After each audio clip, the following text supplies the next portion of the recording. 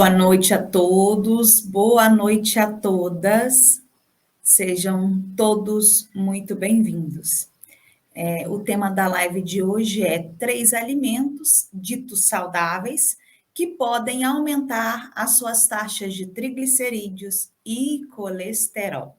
Eu sou Caliane Fonseca, nutricionista, especialista em nutrição clínica e atenção primária à saúde, com foco no controle de triglicerídeos e colesterol. E aqui nesse perfil, eu ajudo pessoas a normalizar suas taxas de triglicerídeos e colesterol sem deixar de comer o que gosta em 7 semanas. Então, já siga o meu perfil para você ter acesso a conteúdos que vão te ajudar nesta jornada. Primeiro, eu quero esclarecer que triglicerídeos e colesterol são gorduras presentes no sangue, na corrente sanguínea. Os triglicerídeos são a reserva de energia do nosso corpo.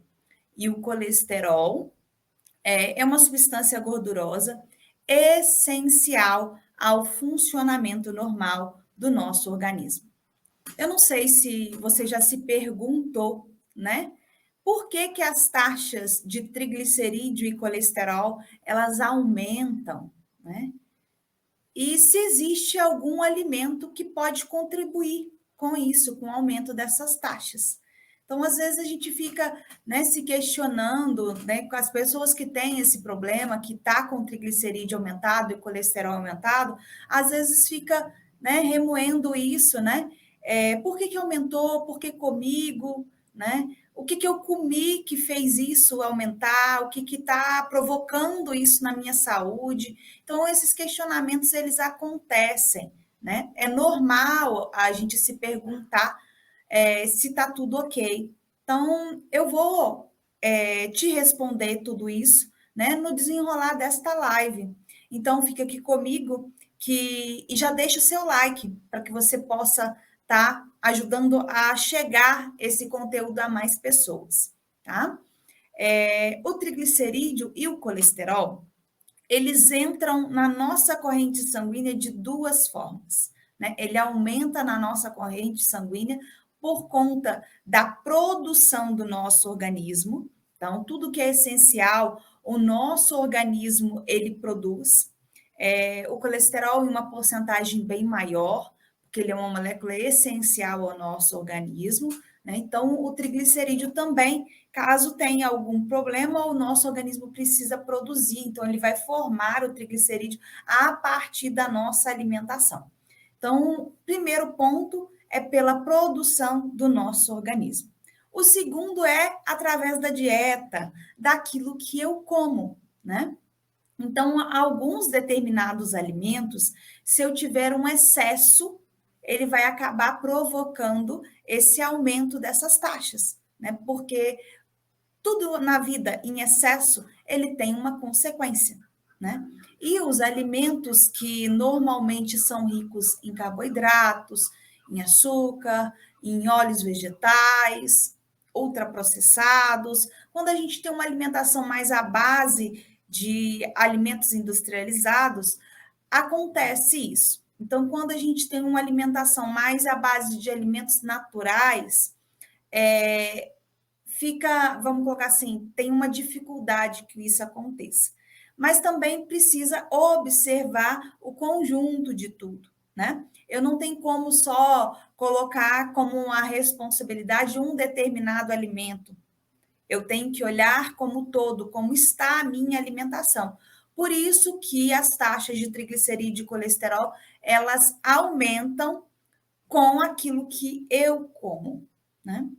Então, é provocado, a maior parte desse aumento vem daquilo que eu como ou que eu deixo de comer. Ah, mas como assim deixar de comer? Porque tem alguns alimentos que eles também contribuem para reduzir essas taxas. Então, se você aumenta aqueles que aumentam, né? Que tem esse potencial de aumentar as taxas de triglicerídeo e colesterol, e diminui aquele que combate, aí você tem um boom, né? Aumenta. Hoje, uma menina entrou em contato comigo no Instagram e me disse que o triglicerídeo dela estava 497, que ela não sabia o que fazer, né? Então, exatamente por conta da alimentação. Alguma coisa aconteceu que provocou isso. E com o passar do tempo, uma alimentação que a gente continua, né? A gente segue uma rotina e acaba mantendo uma rotina errada, isso faz com que mantenha essas taxas aumentadas no sangue. E aí pode ter riscos à nossa saúde. E existem dois agravantes que faz com que aumente as taxas de colesterol e de triglicerídeo, que são as gorduras do sangue, né? Quais são os agravantes? Eu vou separar agora por cada um. O triglicerídeo primeiro. Um maior agravante é o sedentarismo. Por que, que o sedentarismo faz com que possa aumentar as suas taxas de triglicerídeo e colesterol? A gente não fazer nenhum esforço físico, não ter nenhuma atividade física, né, constante na nossa rotina, isso faz com que aumente essas taxas. Porque o triglicerídeo, eu falei no início da live, ele é a reserva energética do nosso organismo. Então, aquilo que a gente come em excesso, o organismo vai transformar em gordura, em triglicerídeo, para ser armazenado no nosso tecido adiposo em forma de gordura. Então, se eu não tenho uma atividade física que faz com que eu sequestre esse triglicerídeo que está solto na corrente sanguínea, que está livre na corrente sanguínea, e use como combustível para esse esforço físico, ele vai ser armazenado em forma de gordura.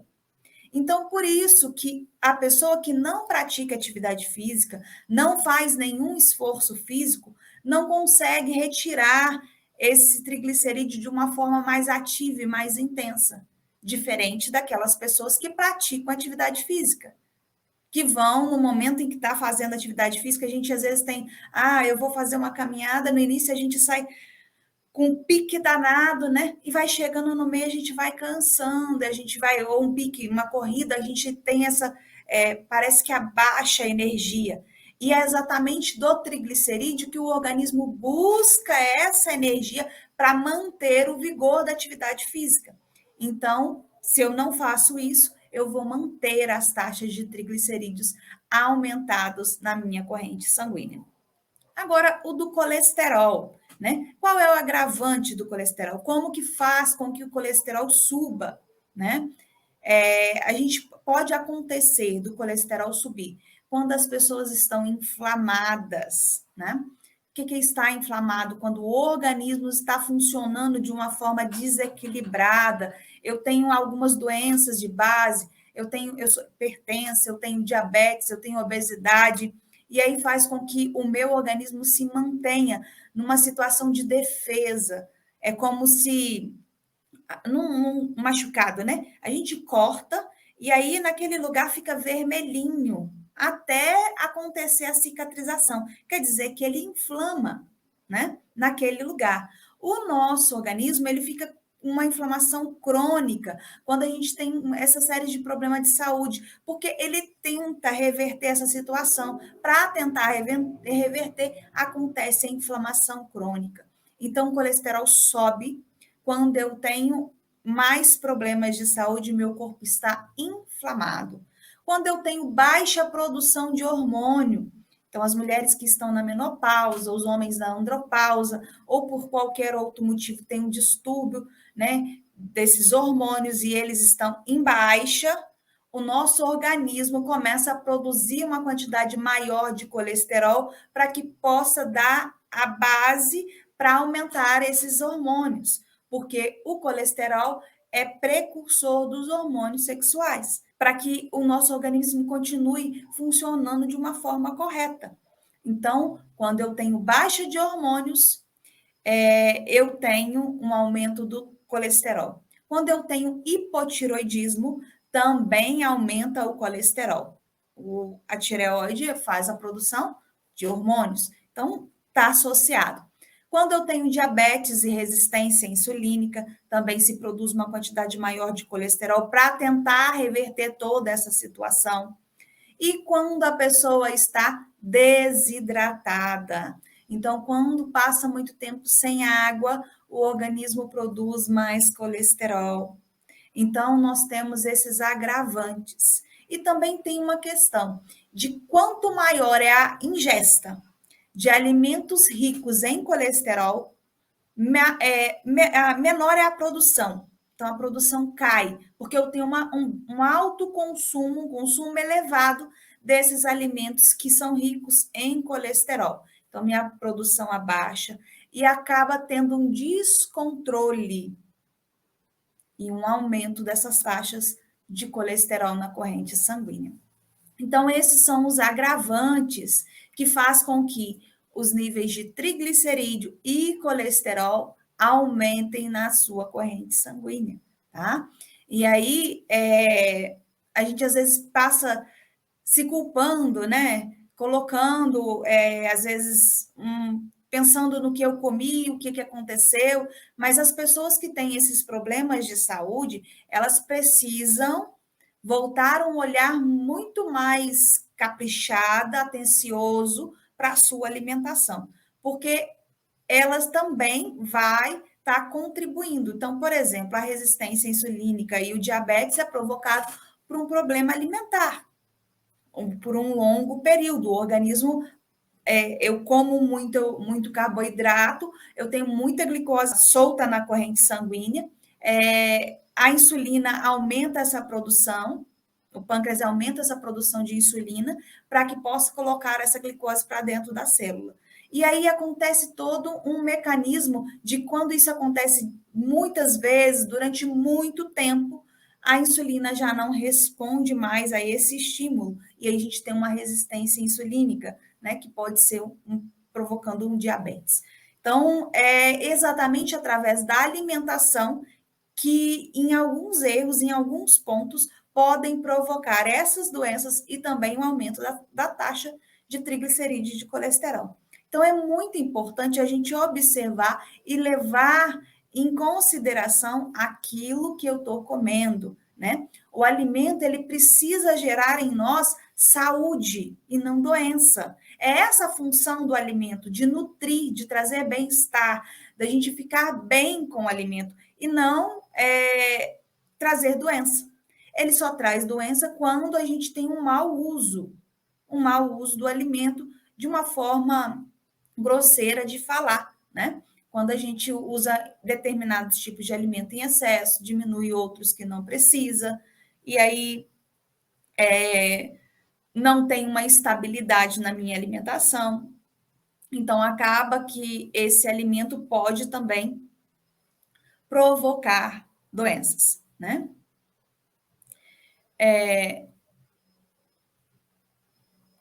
Deixa eu só dar uma olhadinha aqui no meu roteiro para me voltar aqui para me ver o que eu já falei com vocês, tá bom?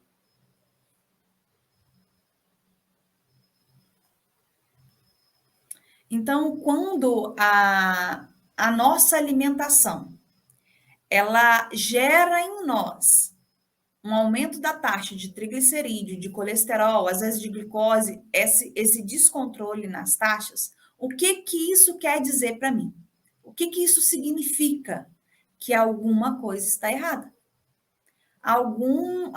Eu estou errando em alguma coisa na minha rotina alimentar. E o que, que pode ser, né? A quantidade em primeiro lugar. Eu posso estar comendo um excesso de um determinado tipo de alimento.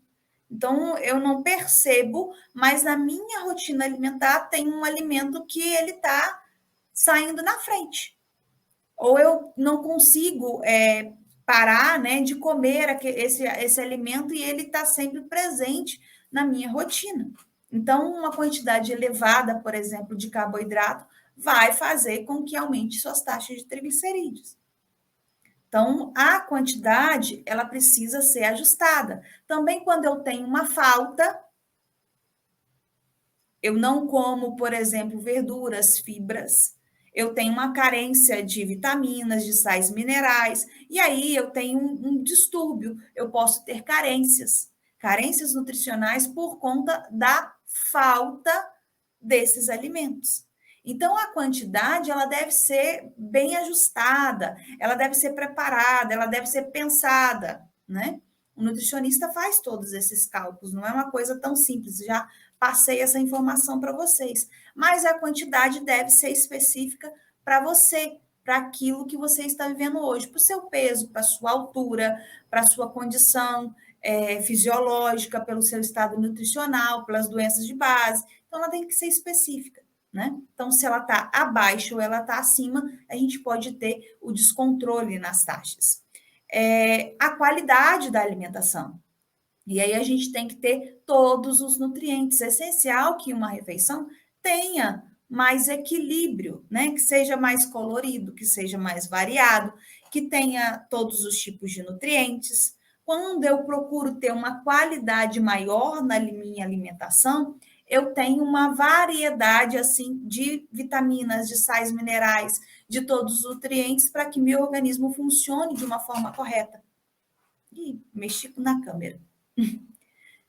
De uma forma correta. Então, vai ser mais fácil, né? Deixa eu só voltar aqui, gente. Eu mexi em pé, mexi na câmera. Voltamos ao normal aqui. Então, voltando aqui à qualidade. Deixa eu tomar uma água aqui.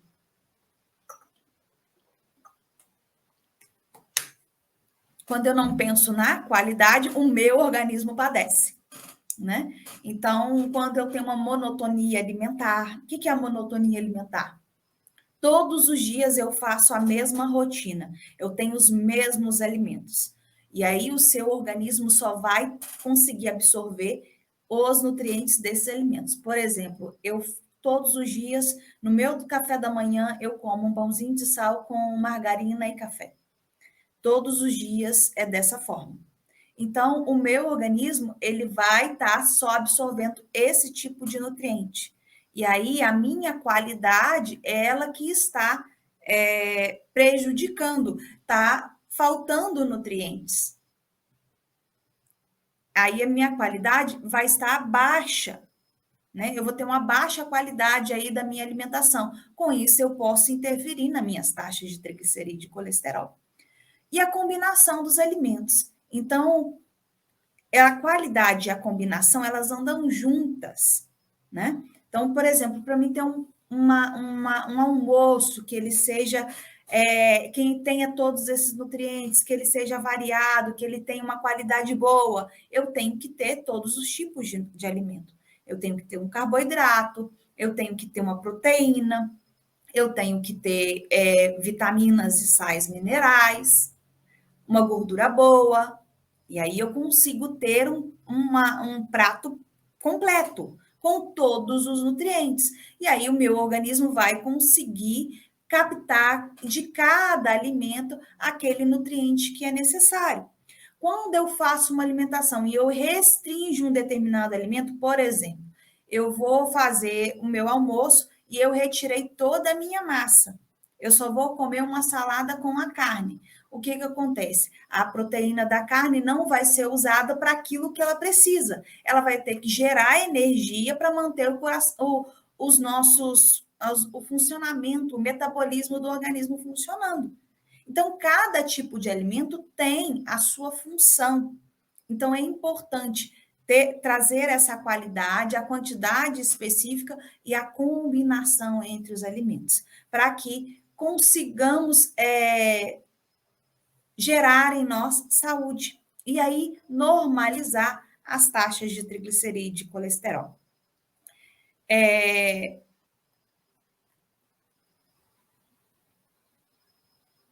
Então, eu vou colocar para vocês agora os 3 alimentos, o que eu coloquei para vocês na live. 3 alimentos que eu prometi, né, como tema dessa live, que podem aumentar, que podem fazer esse boom na corrente sanguínea, que às vezes a gente não tem essa atenção, porque acha que ele é saudável, tá? A gente tem esse mito de que esses alimentos, eles trazem para mim saúde, e na verdade não, eles vão trazer um aumento das taxas de triglicerídeo e de colesterol. Eu não quero denegrir nenhuma empresa, Eu não estou aqui para falar de marcas, né? Eu não tenho a intenção de taxar nenhum tipo de marca, né? Eu não tenho intenção de denegrir ninguém, mas somente de informar, tá? Então, eu vou estar passando para vocês um slide para vocês entenderem o que eu estou falando. Então, o primeiro, né, alimento que a gente acha que ele é saudável, que vai trazer para mim um benefício, mas que, na verdade, aumenta as taxas de triglicerídeo e colesterol, é o suco, tá? Então, qualquer tipo de suco, até o suco de fruta, sim, até o suco de fruta natural, polpa, tá? Ou suco de caixinha. Eu vou trazer para vocês aqui o exemplo do suco de caixinha, tá? Então, nós temos aqui um determinado suco, que ele é de laranja, dá para ver aí, né? O suco de caixinha, né? Ele tem um valor energético de 100 calorias. 200 ml, um copo é 100 calorias. E tem 24 gramas de açúcar, de carboidrato. 21 gramas é de açúcar, tá? Então, quando eu pego aqui, vou passar para vocês aqui o próximo slide, dos ingredientes, que é isso que eu preciso entender, do que é feito o alimento.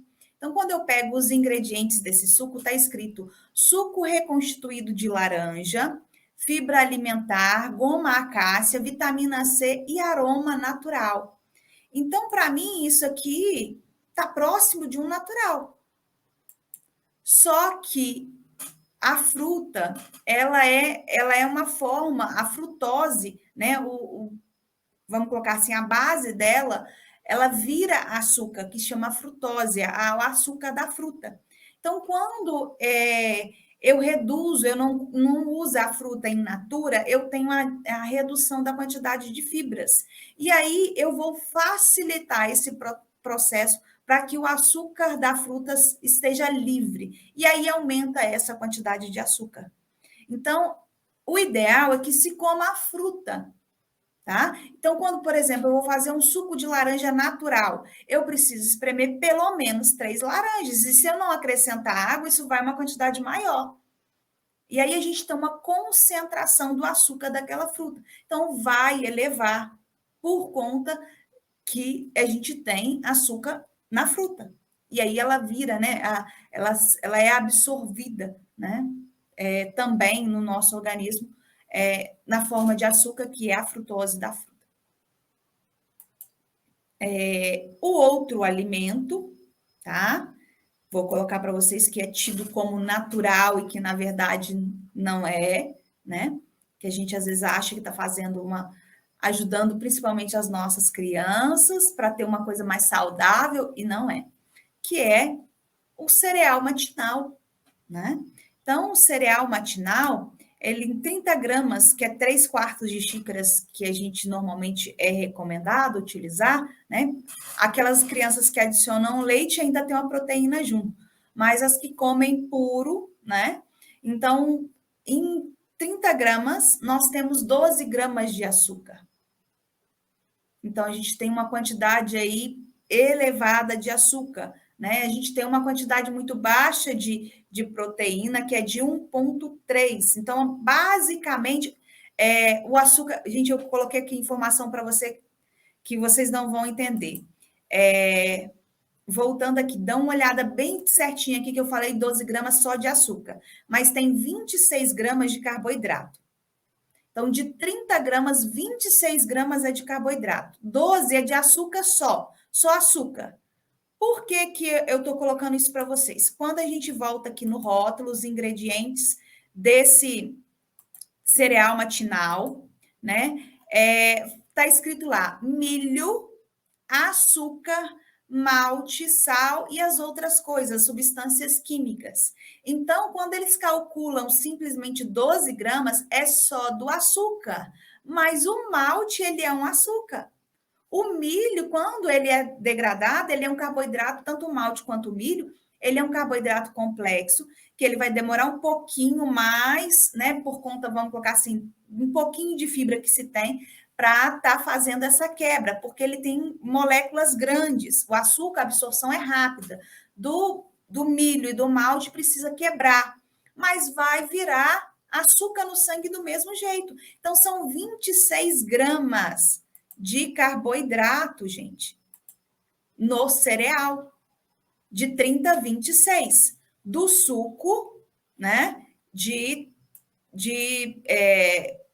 do total, né, de 200 ml, são 24 gramas de açúcar, né? Então, praticamente tudo no suco vira açúcar e tudo no cereal vira açúcar, tá? Então, é esse o detalhe. Então, são dois alimentos que a gente acha que vai trazer um benefício, e não é bem assim. O outro é o óleo vegetal, tá? Então, qualquer tipo de óleo vegetal, seja o de canola, o de milho, o de girassol e o de soja. Trouxe aí para vocês um de soja.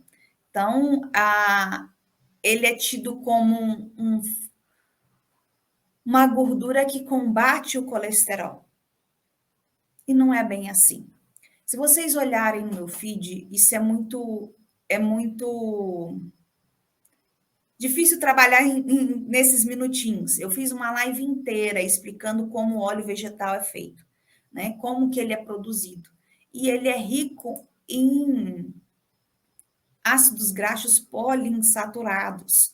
E eles acabam por danificar, a gente fala assim, plastificar o coração.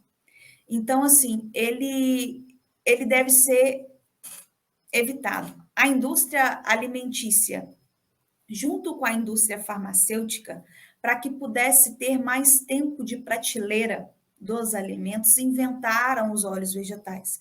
Mas de vegetal, ele não tem nada. Ele tem mais substâncias químicas do que todas essas vamos dizer assim, promessas que não existem. Um óleo vegetal, né, que tem uma boa qualidade, que vai ajudar a combater o triglicerídeo e o colesterol, se chama azeite, azeite extra virgem. Agora, óleo vegetal de espécie alguma. Nem em forma de margarina, nem em forma de frasquinho. A gente tem que estar usando mais gorduras naturais, óleos naturais, tá? Para que a gente possa combater a nossa taxa de triglicerídeo e colesterol. O óleo vegetal, parcialmente hidrolisado ou hidrolisado totalmente, a gordura hidrogenada, isso é um problema, deve ser evitado, porque é vegetal, a gente acha que vai facilitar, porque é de longa data. Para que pudesse implantar isso no mundo, houve muita coisa. Para que pudesse estar mostrando um outro lado que não existe, que é fantasioso, e que tem trazido obesidade e aumento de taxas de triglicerídeo e colesterol e uma série de consequências no uso desses tipos de óleo. Então, é necessário evitar, tá? Então, eu vou colocar para vocês aqui o rótulo. Então, o rótulo dele, a gente tem aqui óleo de soja geneticamente modificado. Então, quase todos eles, né? Canola é uma flor. Então, a transformação disso é tão grande que eu convido vocês a verem essa live que eu coloquei lá, mostrando para vocês como que é o processo de confecção desse óleo. Então, ela é geneticamente modificada, né? Para que ela possa ter essa consistência que a gente encontra ela na gôndola do supermercado, tá? Então, é tido como bom porque é vegetal, mas nem tudo que se diz, né? Nem tudo que se reluz é ouro, né?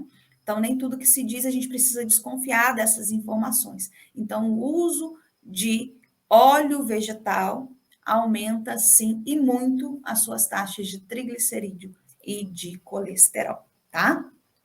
Então, a gente precisa, dentro desse problema, assumir a nossa responsabilidade de escolha nos alimentos, né? Como que eu estou escolhendo, como que eu estou me portando, para que eu possa entender o meu papel na minha saúde e na minha vida. Porque às vezes a gente não cai essa ficha, que é o que eu faço, que é o que eu me alimento, que vai trazer para mim saúde ou doença. Então, nós temos essa responsabilização, né? Na escolha, naquilo que eu como ou eu deixo de comer. E para encerrar aqui, eu quero fazer um desafio com vocês, né? Então, eu gostaria que vocês deixassem aqui para mim registrado quanto que vocês acham, né? Não precisa ser um cálculo exato, aproximado, que vocês gastam de açúcar e de óleo por mês. Então, comenta, né? Deixa comentado para mim qual é a média de consumo de açúcar e de óleo na sua casa.